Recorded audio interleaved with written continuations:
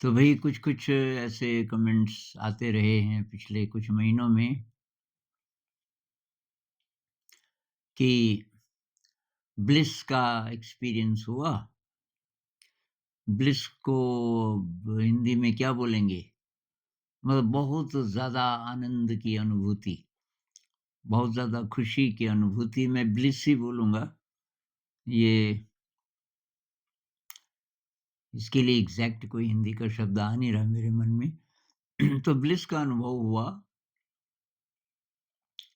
अ, और ये सभी लोग साधना से जुड़े हुए हैं। तो मतलब ध्यान के समय या उस समय ध्यान नहीं भी कर रहे थे, तो ये अनुभव हुआ, बहुत ज़्यादा अच्छा लगा। लेकिन कुछ ही देर हुआ, अब वो अनुभव खत्म हो गया। अब कि उसको कैसे प्राप्त करें दोबारा? तो एक कमेंट तो ऐसा था कि मैं हर समय उसी स्टेट में कैसे रहूँ? एक कमेंट नहीं, एक से ज़्यादा ऐसे कमेंट्स आए कि हम हर समय आनंद की स्थिति में कैसे रहें?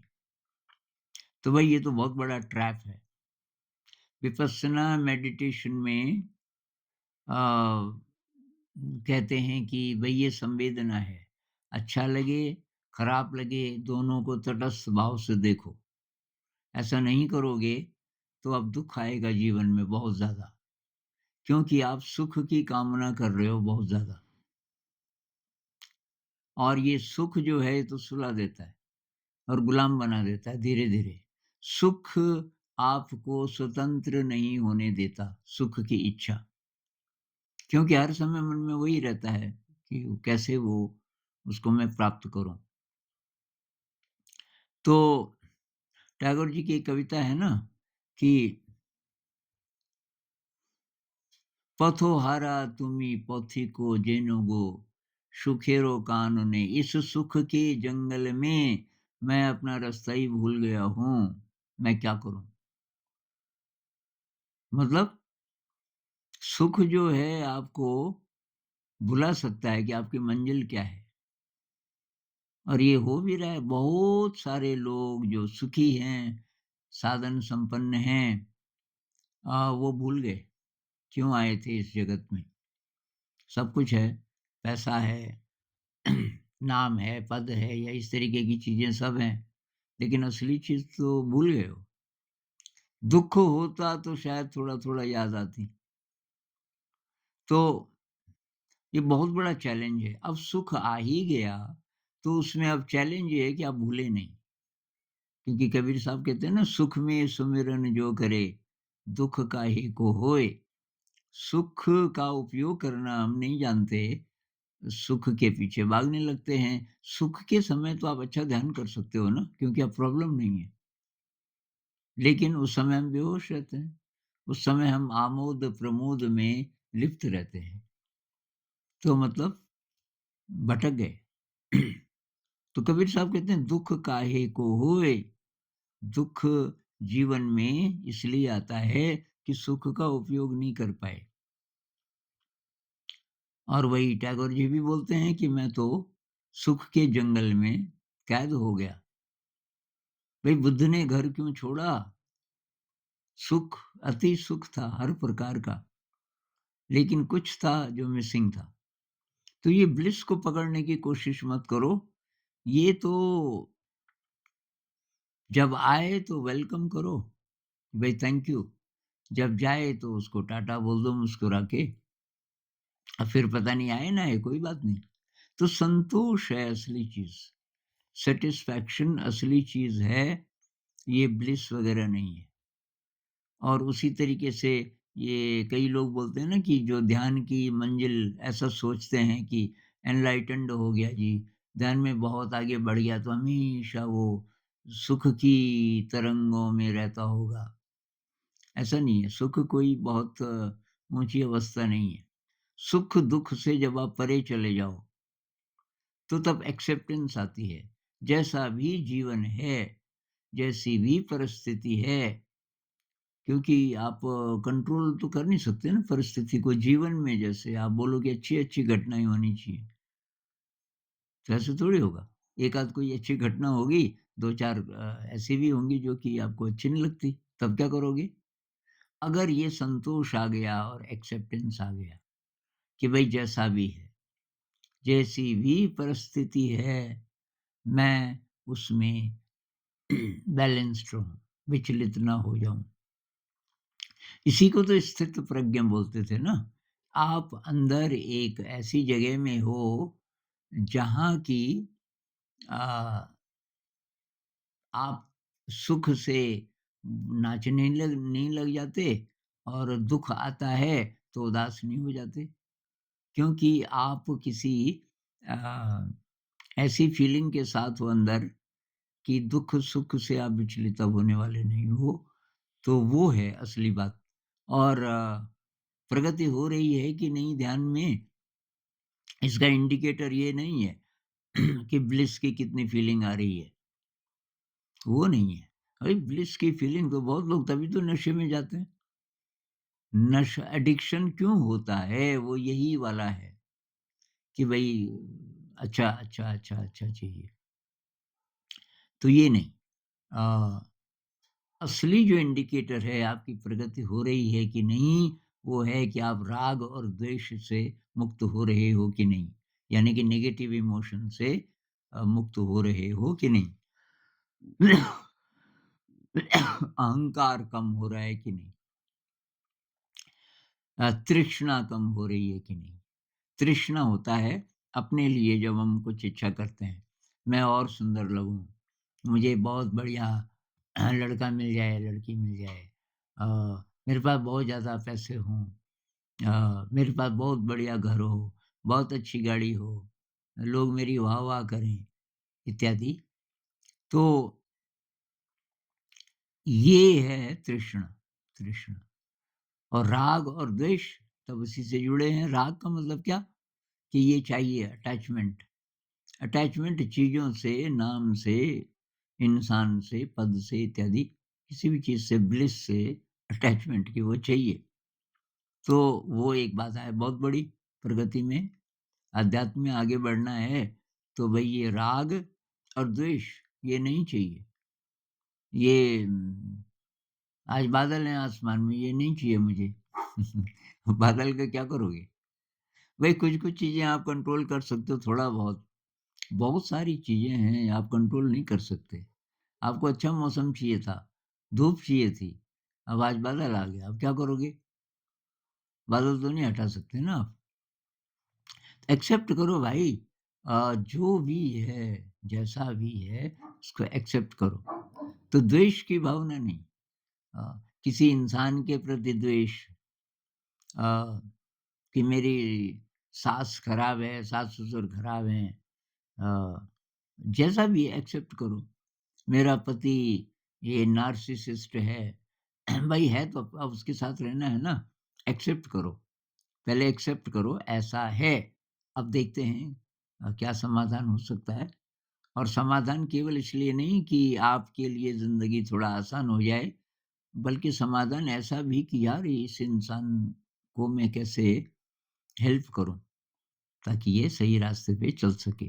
तो अंदर से मैत्री, अंदर ये तभी तो होगा ना, जो मैं बोल रहा हूँ संतोष की फीलिंग और राग और द्वेष से, नेगेटिव इमोशन से, अहंकार से, तृष्णा से हम मुक्त हो रहे हैं।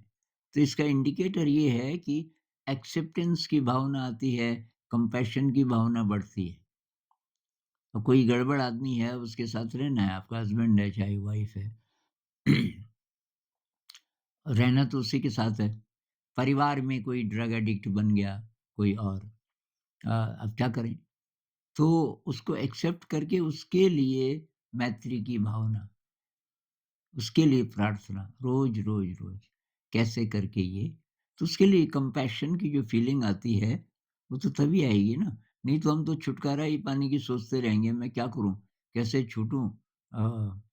ये हस्बैंड नार्सिसिस्ट है, क्या करूँ मैं इसका?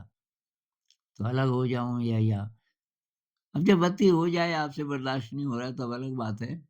तब तो ऐसे माहौल से दूर ही चले जाना चाहिए।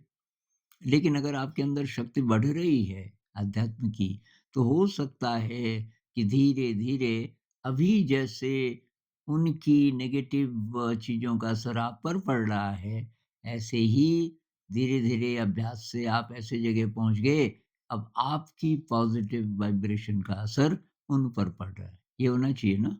धीरे-धीरे तब तो हम दुनिया बदल सकते हैं। तो वही तरीका है, पावरफुल बन जाओ। पावरफुल बनने के लिए ब्लिस को चेज़ मत करो। ब्लिस आए तो विलियम ब्लेक कहते हैं ना, मुझे एक ही कवि पसंद आया भाई अंग्रेजी का, विलियम ब्लेक, किस the Joy as it flies and live in eternity sunrise. Joy आता है, ब्लिस आती है अ, उड़ते हुए, और उसमें चित्र है कि कोई फरिश्ता है, कोई देवता है, पंख वाला, सोने के पंख वाला, बहुत सुंदर। वो उड़ता, उड़ता, उड़ता आपके पास आया। किस the Joy as it flies. बहुत प्यार से आपके पास आया, और क्या पता बोला भी कि मैं तुझे प्यार करता हूँ। आपने भी उसको किस कर दिया, एज़ इट फ्लाइज़। वो तो उड़ ही रहा है। उसके बाद वो चला गया। आपने टाटा बोल दिया। ऐसे ही ये मोमेंट्स आते हैं, ब्लिस के, जॉय के इत्यादि। और बी ग्रेटफुल कि 2 ही 4 सेकंड के लिए सही, ये आया तो सही। लेकिन किस the Joy as it flies and live in eternity sunrise. फिर आपकी ज़िंदगी में कभी अंधेरा होगा ही नहीं। हमेशा सूर्योदय होते रहेंगे हर पल आपके जीवन में। हर पल आएगा नया सूरज लेकर के, क्योंकि आप पकड़ नहीं रहे किसी चीज़ को। तो पकड़ना नहीं है भई। अ, ना पकड़ना है, ना धक्का देना है कि भई तू मत आ। जो है उसको एक्सेप्ट कीजिए। ये ध्यान में बहुत ज़रूरी है। भई मैं लकी रहा ये विपस्सना मेडिटेशन में, मुझे ब्लिस के अनुभव तो बहुत कम हुए, लेकिन पेन बहुत ज़्यादा हुआ, दर्द। कल कोई कह रहा था कि आपने तो डरा दिया कि दर्द। भई ये दर्द अच्छे के लिए होता है। दर्द का मतलब है कि आपका बॉडी माइंड रीबिल्ड हो रहा है। अब ये और मेडिटेशंस में पता नहीं होता है कि नहीं, विपस्सना में होता है, क्योंकि विपस्सना में हम पूरे शरीर पे ध्यान लगाते हैं। और जो अनकॉन्शियस माइंड है, सबकॉन्शियस माइंड है, ये वेस्टर्न साइकोलॉजी है, मैं तो उसको मानता नहीं। अनकॉन्शियस अलग, सबकॉन्शियस अलग। मतलब जो छुपा हुआ है, हमारे मन का हिस्सा, जिसमें कि जड़ें हैं हमारे विकारों की, हमारे गलत आदतों की, गलत मेंटल हैबिट्स की, वहाँ अ, हम काम करते हैं, क्योंकि वो एक फ़ील्ड की तरह सारे शरीर में फैला है। हमारा जो अनकॉन्शियस जो माइंड है, सारे शरीर में फैला है। और उसके साथ काम होता है जब हम शरीर पे ध्यान लगाते हैं, और इसलिए दर्द होता है कि रीबिल्ड हो रहा है। जैसे गगरी है ना, जिसमें पीने का पानी आप भरते हो, तांबे की गगरी है, बहुत बड़ी। अब वो नीचे-नीचे वो गंदी है, बहुत दिनों से धोया नहीं आपने उसको। अब ऊपर-ऊपर आपको लगता है पानी अच्छा है। मेडिटेशन में क्या होता है कि आप उसमें कोई डंडा डाल के उसको उसका मैल निकालने लगते हो, उस गगरी का। तो उस गगरी को दर्द होता है, भई क्यों छेड़ रहे हो मेरे को? रहने दो। ऐसे ही हमारा शरीर, हमारा मन बोलता है, भई ये क्या हो रहा है? ये दर्द क्यों हो रहा है? मैं तो ध्यान में इसलिए बैठा था कि मुझे अच्छा अनुभव हो, ब्लिस का अनुभव हो। पहले तो भई मेरी एनालॉजी है कि अमृत वर्षा हो रही है हर समय, लेकिन आपका पात्र है उसमें गंदगी है। आपने धोए ही नहीं कब से। खाना खाते हो और धोते नहीं हो। फिर और खाना आया, फिर तो उसमें ज़हर है, और वो ज़हर व्याप्त है सब जगह। हमारी थिंकिंग पे, हमारे इमोशन पे, हमारी ज़िंदगी पे। अब अमृत टपक रहा है तो अमृत का स्वाद कहाँ से आएगा? तो ध्यान से वो गगरी को हमने धोना शुरू किया। धोना शुरू किया, मैल निकलना शुरू हुआ, तभी विपस्सना मेडिटेशन में दर्द होता है। जिसका जितना ज़्यादा मैल होगा, उसको उतना ज़्यादा दर्द होगा। तो मेरे तो पता नहीं जितना मैल रहा होगा क्योंकि बहुत दर्द हुआ मुझे, बहुत ज़्यादा। अब नहीं होता। अब मुझे अच्छी फ़ीलिंग आती है बस वो, मैं उसको चेज़ नहीं करता। लेकिन अब मैं ध्यान में बैठता हूँ जितनी भी देर तो अच्छी फ़ीलिंग आती है। लेकिन इतने सालों से ये दर्द तो होता रहा। अ, तो वही शुद्धिकरण, असली बात है हमें शुद्ध करना है, अपने पात्र को साफ़ करना है। तो जब साफ़ करेंगे, जितना-जितना साफ़ होगा अब अमृत का स्वाद आएगा। अमृत तो टपक ही रहा है हर क्षण, लेकिन पात्र हमारा गड़बड़ है, तो पात्र अच्छा करना है।